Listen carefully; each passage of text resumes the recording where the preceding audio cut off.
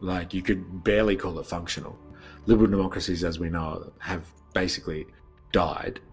And like, people are living in this fantasy that, like, we'll get to some balance again. But like, I would question that. Like, people have absolutely no faith in governmental structures anymore, from years of neoliberal policies and the degradation of the social welfare state. And so they have no, like, they used to have a safety net, and now they have nothing. And they don't have any investment because all of the countries around the world are in enormous debt.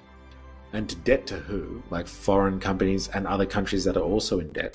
That in the modern age, like, you have to really kind of regulate, like in the 21st century, that is, you're going to have to regulate capitalism in a way that is more akin to what the Chinese are doing, as opposed to what, I guess, the free market Western societies are doing, where they're kind of allowing there to be more, like, I guess, corporate control of the economy, where the Chinese have more state-owned enterprise control of the economy. So they work as under market principles, but like, at the end of the day, if that doesn't suit the plan for China and the vision that China has for its economy, then the market is subordinate to that vision and that plan. So do you reckon we're heading for a second Gilded Age? We're already there, I would say. We've just got more flashy stuff nowadays. So people have got TVs and cars, where the working class didn't have that before. They were lucky, to have any luxuries. So like, now we have those luxuries, but before we didn't have like credit systems and financial systems like we do now. So like, most people might have nice luxury items, but like, they're living on credit. Yeah. They don't own their house, they probably don't own their car, it's probably on finance.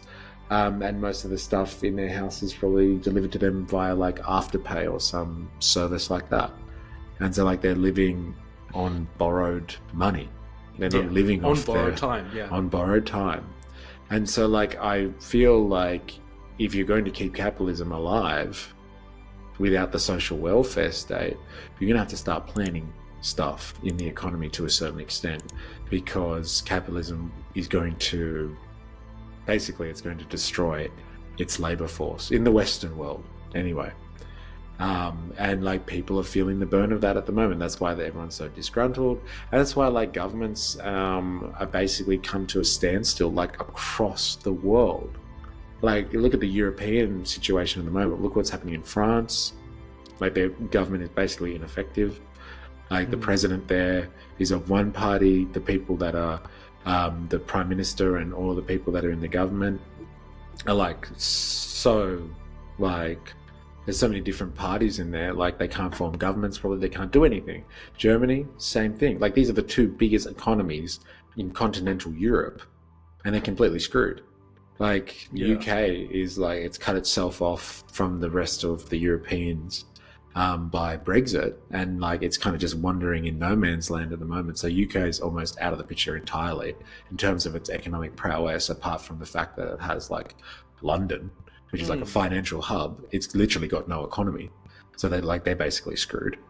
And like, the Americans, just because they're self-sufficient, that's fine. They might be able to look after themselves for the foreseeable future, but like, their governmental structures are basically ineffective at the moment. Trump has been able to wrangle up enough support throughout like Congress and with his own win in order to get some coordination going from a Republican sense. But like, what does that mean? Like, what is he actually going to do for the economy? Time will tell. Well, they shut down for the holiday season because you don't have to worry about the government. Yeah, right. Yeah, which is, it's interesting. The governmental system in the West, Western democracy, is failing. It's like barely scraping by at the moment. Like, you could barely call it functional. Liberal democracies, as we know, have basically died. And like, people are living in this fantasy that like, we'll get to some balance again. But like, I would question that. Like, people have absolutely no faith in governmental structures anymore, from years of neoliberal policies and the degradation of the social welfare state.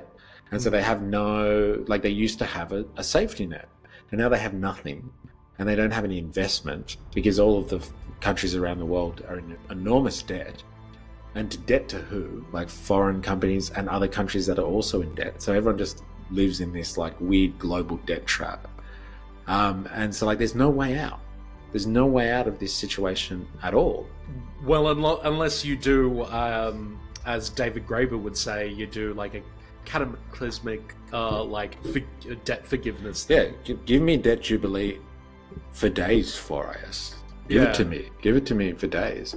Like, could you imagine, like, you know, talking about what would like revolutionize the world economy overnight? Like, if every country was just like, all right, tomorrow, no one owes anyone anything, that kind of thing, and like everyone just started at scratch, and no country owed any country any money anymore, and all debts were forgiven. And like people actually started being able to invest in infrastructure, because that's like another thing that's missing from the modern state in the 21st century is like after World War II in Europe, because they had to rebuild, and in America, like North America, obviously, they did like massive infrastructure projects. Like infrastructure is like the capitalist like foundational element. If the state is important to capitalism, which it is, there really is like no such thing as a free market. Like infrastructure is just the bee's knees. Like it's just the core that everything is built around. And like the Chinese know this and do this so much better than like everyone else. Like all they do is build infrastructure. They're just like, oh crap, what do we do next? And they're just like, I don't know, build another bullet train. All right, let's do this. That kind of thing. And they're just like, well, what do we do now? It's like, oh, I don't know, build a city somewhere. And like when they reached the limits of what they could do in China, they were just like, fine, let's just start building infrastructure everywhere else. Like you get a port.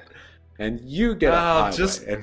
I'll just do a new Belt and Road initiative. Yeah, exactly. If I must. And then just like you get a railway line, and you get and they're just going around the world building infrastructure, and everyone's just like they're just setting up an empire, and it's just like, well, yeah, they could potentially be doing that, like, but like they're investing. Like you got to think about like capital and how capitalism works. Like capital has to constantly be in motion for the system to work. It cannot sit idle. Idle capital is like the cardinal sin of the capitalist.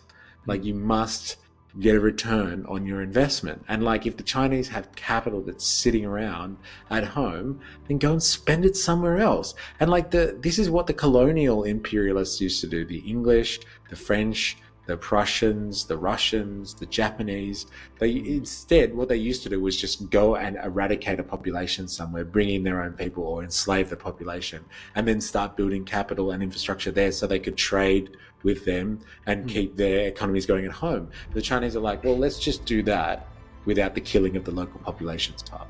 So like, okay, maybe they're setting up an imperial network, but they're doing it without like going around just wiping out local populations and subjugating them. Okay, they might be building ports and rail infrastructure and, helping countries develop. But like, they're not doing that at the end of a gun. They're doing that by negotiating and financing projects and things like that. And so like that's what China's doing. And like, you know what? That makes the capital go around. So like if they invest in a port somewhere or they invest in a railway line somewhere else and help bring that to the people, then like what happens is when that rail or that port infrastructure needs to be replaced, that country goes back to China and buys more stuff off China, and then the capital circulates, and it circulates in that country and it circulates back in China. And so like if anything, what the West should be learning, liberal democracy should be learning from this, if you want to reinvigorate your economy, like don't attack the social welfare system, get yourselves out of this debt mindset, which you're very critical of, for us, I know, which is like a country is not run like a household budget. You don't need to get it into black. You should be investing in stuff. All Western countries should be pouring as much money as they can into building infrastructure.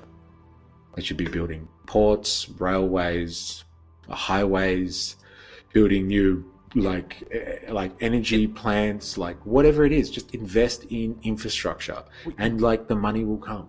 Well, yeah, because if your debt is just to give tax breaks to the richest 1%, then sure, that's a bloody stupid way of using your debt.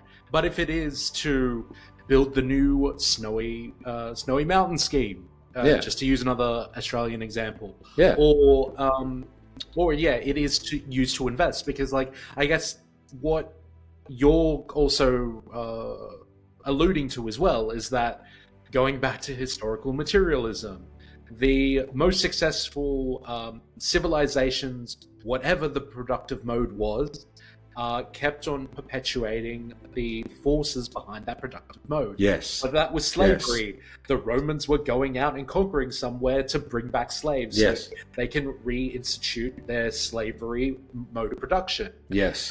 If it was the feudal age, if you were the landlord, or I should say feudal lord, if you had a lot of land for your serfs to work through, then the productive mode was reproducing itself. Yes. With capitalism, if your capital is dead in the water, you are screwed. You're screwed. Yeah, you're a lame duck, and you're not producing any capacity. And like the illusion is in this, people call it the financial stage of capitalism or something. The illusion is in the financial world that money's still circulating and things are happening, but that's all just speculation. It's just like gambling. It's just people have kind of these ideas about what things are worth, and they trade on ideas and concepts. There's nothing tangible. There's no real value there. In the capitalist system, the value has to come from somewhere. The real value has to come from somewhere. And infrastructure projects have been the way that countries have, one, developed themselves, and two, provided the means, the economic driving force to give everyone enough wealth so they can consume